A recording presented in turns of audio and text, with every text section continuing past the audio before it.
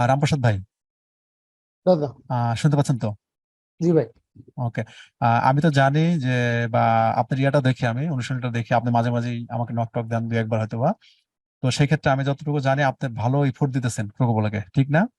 জি ভাই। হ্যাঁ, এটা বোঝা যায়, আসলে অনেক ভালো একটা ইয়ে করতেছেন আপনি।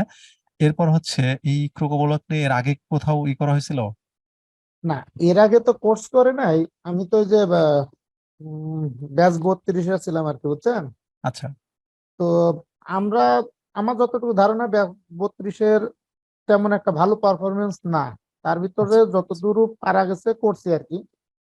কিন্তু জানা হয় নাই, শেখা হয় নাই, মোটামুটি মডেলটা নেওয়া হয়েছিল। আচ্ছা তো সেই থেকে মানে এই কোর্স টোর্স কিছু না, জাস্ট আপনার সাথে থাকবো বলে আমি কিন্তু খুঁজে বেড়াইছি যে আপনি কখন কোন জায়গায় কিভাবে আপনি কোর্স করাইবেন আর কি। মূলত এই উদ্দেশ্য আর কি।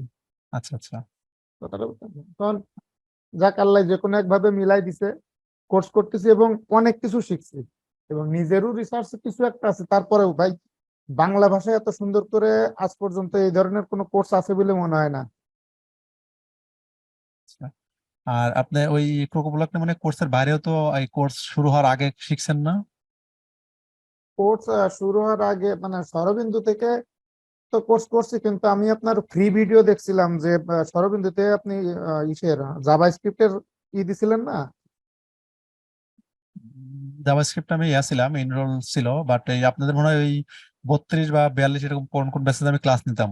32 এরকম মনে হয়, 30 32 এদের মনে ক্লাস নিছিলাম আমি ওই মানে অ্যাডভান্সে ক্লাস নিছিলাম। অ্যাডভান্স, বেসিকের হ্যাঁ। হ্যাঁ অ্যাডভান্সে নিছিলাম মনে হয়।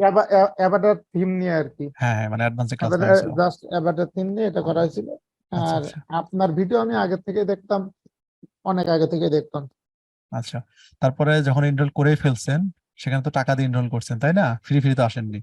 তো না না সেই ভাই, প্রেক্ষাপটে আসলে ক্লাসের সাথে কি বলবেন, আসলে ক্লাস সম্পর্কে কি বলবেন? না ভাই, এই 2500 টাকা টাকা না এই ক্ষেত্রে। আচ্ছা।